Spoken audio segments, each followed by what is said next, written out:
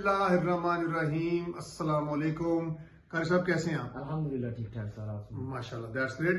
कारी साहब, आप और हमारे देखने सुनने वाले जानते हैं कि हमने रिसेंटली एक नई सीरीज शुरू की है कि कैसे कुरान मजीद पे गौर व फिक्र और तदब्बर हमारे शऊरी ईमान में इजाफा करता है बिल्कुल, और प्रैक्टिकली हमारी अमली जिंदगियों में क्या तब्दीली लाता है हमारी सोच और अप्रोच में।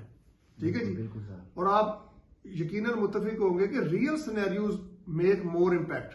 ठीक है जी। तो आज मैं इसी सिलसिले में एक सिनेरियो बयान करने लगा हूं। आप जानते हैं कि शकील कम्बो साहब हमारे फातिमा असद वेलफेयर प्रोग्राम के प्रोजेक्ट इंचार्ज हुए रुआ।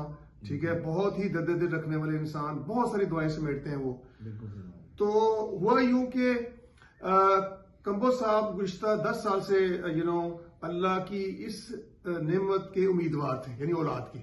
बिल्कुल। तो पिछले चंद दिन पहले जो है ना वो अल्लाह ताला ने उनके घर में ये उम्मीद लगा दी, और हम सब बहुत खुश हुए।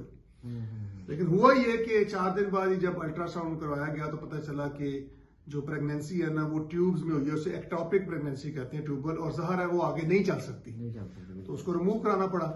ठीक है, तो एकदम इतनी खुशी 10 साल बाद मिली और फिर एकदम ही वो ज़हर उसका ड्रॉप्स इन हुआ। तो नेचुरली हम रोबोट्स नहीं है, हम इंसान हैं, हमारे इमोशंस हैं, हम पे खुशी के जज्बात भी आते हैं, अफसोस के भी आते हैं। तो कम्बो साहब मुझे बताने लगे कि वहां पे जब उनकी वाइफ की सर्जरी हुई तो वहां पे उनकी अजीजा ने कहा कि बड़ा अफसोस होया, और ये नेचुरल है, कोई इसमें वो भी नहीं है। लेकिन आगे से कम्बो साहब का जो जवाब था ना वो बहुत जबरदस्त था। तो कम्बो साहब ने कहा कि एक आधा अफसोस, अल्लाह का शुक्र है कि मेरी बेगम की जान बच गई। यानी अगर रप्चर हो जाए ट्यूबर प्रेगनेंसी तो इमरजेंसी होती है, people have died of it. तो बाकी उन्होंने कहा अल्लाह ताला को केड़ी शय लुकी है, उसके इज़्न के बगैर तो नहीं कुछ भी हो सकता। बिल्कुल सर। ठीक है, तो जिन्हें हुन उम्मीद लाई सी वो फिर दे देगा, हम उसकी रजा में राजी हैं।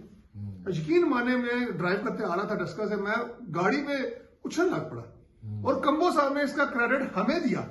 अल्लाह की शान है कि जो आपका डॉक्टर साहब, आपकी जो कंपनी है, जो बातें आज हम कर रहे हैं, ये उसका असर है।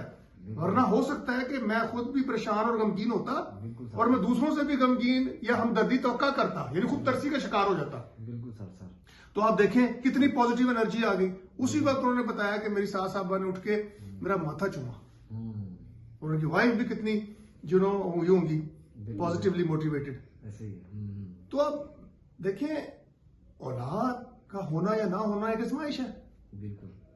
तो वो परवरदिगार जो कि लोगों को 10-10 बच्चे दे रहा है, उनको भी दे रहा है जो चाहते भी नहीं है। पता है ना आपको, ऐसे लोग भी है जो औलाद कहते हैं बहुत हो गई, फिर भी हो जाता है।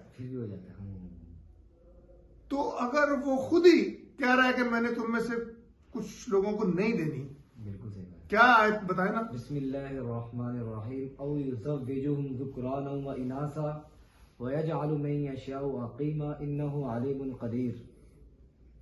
तो फरमाया कि अल्लाह जिसे चाहता है लड़के देता है, जिसे चाहता है लड़कियां देता है, जिसे चाहता है मिला जुला औलाद देता है। बिल्कुल। और जिसे चाहता है नहीं देता, मान जाता है। बिल्कुल सर। जो खुद कह रही है तो सोचे उसने इसका अजर कितना रखा होगा। बिल्कुल। ठीक है ना। तो आज का पैगाम यही है कि we need to be very compassionate about it, और बेऔलादी को आजमाइश ही लेना चाहिए। ठीक है। और अनफॉर्चुनेटली हमारा जो सोसाइटी और माशरे का रवैया, खासकर खवातीन का ही, वही जो है ना वो क्या कहना चाहिए, ऐसे तानो तशीन रखती हैं रवैया के वो बेचारे खुद को मजलूम समझने लग पड़ते हैं जिनकी औलाद नहीं होती। बिल्कुल। तो कायसा नौज़बिल्लाह बादी नजर में जब हम मजलूम समझेंगे अपने आप को, तो किसके इख्तियार में औलाद देना? हमारे तो इख्तियार में नहीं, हमारी औलाद हुई, हमारा क्या काम है इसमें? बिल्कुल सही बात। क्या कमाल है? तो फिर नौज़बिल्लाह बादी नजर में कोई जुल्म करने वाला भी होगा। बिल्कुल सही बात। तो ये अप्रोच लोगों को इस पे गौर करने की जरूरत है कि इसको आजमाइश ही समझें। जज़ाकल्लाह।